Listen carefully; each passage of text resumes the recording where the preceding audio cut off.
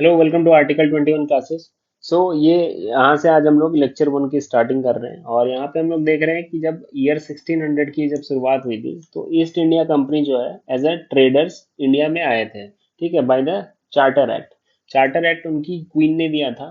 ठीक है, तो उसके बाद बैटल ऑफ बक्सर लड़ा उन्होंने। बेसिकली ईस्ट इंडिया कंपनी काफी समय से इंडिया में थी, तो ईस्ट इंडिया कंपनी ने बैटल ऑफ बक्सर लड़ा 1764 में। इसके बाद उन्हें दीवानी राइट्स मिल गई। ठीक है, दीवानी राइट्स मिली। बिहार, बंगाल और उड़ीसा में उनको ट्रेडिंग और रेवेन्यू के राइट्स मिल गए। तो उनके बाद ऐसा माना जा रहा था कि जब ट्रेडिंग राइट्स मिलती है तो the company should get rich, लेकिन ईस्ट इंडिया कंपनी रिच होने की बजाय उनके ऑफिसर्स बहुत ज्यादा रिच होते चले गए और इसके वजह से instead of company getting into profit वो डेप्ट में चलते चले गए। तो जब वो डेप्ट में चलते चले गए तो वापस वो ब्रिटिश के पार्लियामेंट में गए और उन्होंने कहा कि हमें हेल्प कर दो। ठीक है, लोन के थ्रू हेल्प कर दो। तो इससे क्या हुआ कि जो ब्रिटिश पार्लियामेंट थी वो काफी आगाज हो गई। मतलब उन्हें अच्छा नहीं लगा कि ये कंपनी प्रॉफिट में आनी चाहिए, उल्टा ये डेब्ट में आ रही है। तो उन्होंने रिटेलिएशन में क्या किया कि रेगुलेटिंग एक्ट को पास किया। रेगुलेटिंग एक्ट 1773 को पास किया।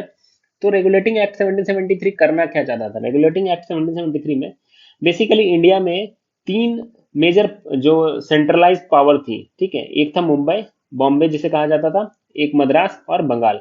तो बॉम्बे से शिफ्ट होकर बंगाल की तरफ और मद्रास से बंगाल की तरफ, दोनों जगह से जो लेजिस्लेटिव पावर है वो शिफ्ट होकर बंगाल की तरफ चलती चली गई। ठीक है, अभी ये स्टार्ट हुई है, ये खत्म हुआ था लगभग 1833 के आसपास। ठीक है, तो जो अब बंगाल का जो गवर्नर था उसे अब हम लोग गवर्नर जनरल ऑफ बंगाल बोलते थे। ठीक है, इस एक्ट के बाद 1773 के बाद मीन्स बेसिकली अब ये बॉम्बे और मद्रास अब बंगाल के गवर्नर के अधीन थे। मतलब इनके जो भी डिसीजंस है, बंगाल और ये मुंबई और मद्रास के, इनके डिसीजंस को वो चेंज कर सकता था। ठीक है, कोर्ट ऑफ डायरेक्टर्स को स्टैब्लिश किया गया। फर्स्ट स्टेप था ये सेंट्रलाइजेशन का। कोर्ट ऑफ डायरेक्टर्स क्या करते थे? कोर्ट ऑफ डायरेक्टर्स हेल्प करते थे गवर्नर जनरल को। ठीक है, फिर एक सुप्रीम कोर्ट का स्टैब्लिशमेंट हुआ 1781 आते आते तक। इसकी वजह से काफी प्रॉब्लम होने लग गई सुप्रीम कोर्ट का भी, क्योंकि ईस्ट इंडिया कंपनी के मेंबर्स पे कंट्रोल था और इन कोर्ट ऑफ डायरेक्टर्स का भी कंट्रोल था। तो इसको फिक्स करने के लिए पिट्स ने वहां से एक 1781 का एक्ट पास किया जो कि बताता था separation of judiciary from executive, जिसे जिसे हम लोग आज के डेट में आर्टिकल 50 कहते हैं। ठीक है, इसके बाद एक डबल गवर्नमेंट इंट्रोड्यूस हुआ 1784 में। 1784 में दो कंट्रोल बनाए गए, एक बोर्ड ऑफ कंट्रोल, एक कोर्ट ऑफ डायरेक्टर्स। तो कोर्ट ऑफ डायरेक्टर्स के पास अब बहुत लिमिटेड राइट्स दी गई। बोर्ड ऑफ कंट्रोल के पास सारे मिलिट्री अफेयर्स वगैरह सब कुछ, सारा कंट्रोल ऑलमोस्ट अब बोर्ड ऑफ कंट्रोल के आसपास आ चुका था। ठीक है, देन आते हैं हम लोग 1833 रेगुलेटिंग एक्ट पे। तो देखो, रेगुलेटिंग एक्ट जो पास किया जा रहा था, ये इसको रेगुलेटिंग एक्ट या चार्टर एक्ट कहते हैं। तो 1773, देन इस पे 20 प्लस करेंगे तो 1793, देन 1813 एंड 1833। ये जो बीच के दो रेगुलेटिंग एक्ट हैं, ये बहुत ज्यादा इंपॉर्टेंट नहीं है। इनमें बहुत ज्यादा कुछ नहीं हुआ था, चेंज नहीं हुआ था। ठीक है, तो यहाँ पे 1833 के रेगुलेटिंग एक्ट में क्या हुआ? ये था final step of centralisation. Final step of centralisation मतलब जो मैंने अभी बताया था, बंगाल जो और बॉम्बे और जो मद्रास था, तो जो ये तीन पावर सेंटर जोन थे, तो यहाँ से जो बंगाल था वो सबसे पावरफुल जोन बनकर निकला और बाकी सब सारे पावर्स को जीरो कर दिया गया। मतलब बेसिकली यहाँ पे अगर बंगाल है और यहाँ बॉम्बे है, तो बॉम्बे के लेजिस्लेटिव पावर को जीरो कर दिया गया और मद्रास के भी लेजिस्लेटिव पावर को जीरो कर दिया। तो वन मैन शो हो गया। ठीक है, यहाँ से वन मैन शो हो गया और गवर्नर जनरल ऑफ इंडिया बनाया गया। तो अब लॉज को एक्ट कहा जाने लगा। ठीक है, ईस्ट इंडिया कंपनी को प्योरली एडमिनिस्ट्रेटिव बॉडी बना दिया गया। उसके बाद भी ये एक चार्टर एक्ट आना बाकी था, क्योंकि यहाँ पे एक काम था जो कि ये करना चाहते थे, जो कि कोवेनेंटेड सिविल सर्विसेज जो थी, जिसे आईएएस का जो एग्जाम होता है, उस समय आईएएस तो नहीं कहा जाता था, लेकिन जो ये कोवेनेंटेड सिविल सर्विसेज का जो एग्जाम था, तो इसको ये लोग ओपन ओपन एग्जाम बनाना चाहते थे।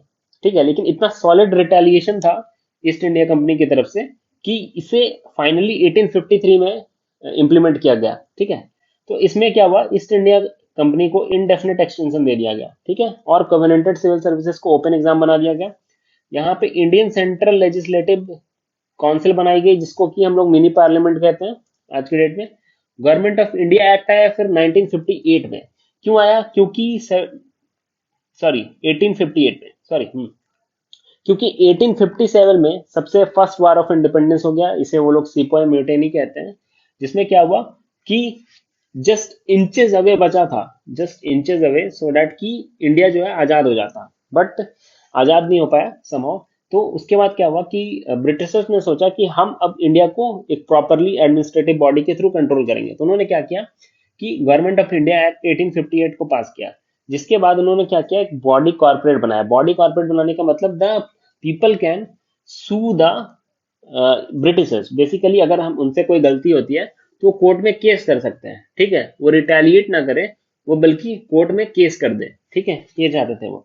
काउंसिल ऑफ इंडिया बनाया गया, रिस्पॉन्सिबल गवर्नमेंट बनाया गया। रिस्पॉन्सिबल गवर्नमेंट का कहने का मतलब था कि अगर इंडिया में अगर मल्टीपल ऑफिस हैं, जैसे ऑफिस 1 है, ऑफिस 2 है, ऑफिस 3 है, तो ये लोग क्या करेंगे, ये एक वाइस रॉय को रिपोर्ट करेंगे, और ये वाइस रॉय सेक्रेटरी को रिपोर्ट करेगा, और सेक्रेटरी जो होगा वो डायरेक्टली रिस्पॉन्सिबल होगा ब्रिटिश पार्लियामेंट को। तो इन्होंने इस तरह से एक एक प्रॉपर एडमिनिस्ट्रेटिव मैकेनिज्म को डेवलप किया, सो दैट कि एक रिस्पॉन्सिबल गवर्नमेंट नजर निकल कर आए, ठीक है। तो इसके बाद हम लोग बात करेंगे गवर्नमेंट ऑफ इंडिया एक्ट 1919, और उसके बाद 1935, and then Independence Act 1947, lecture 2 में।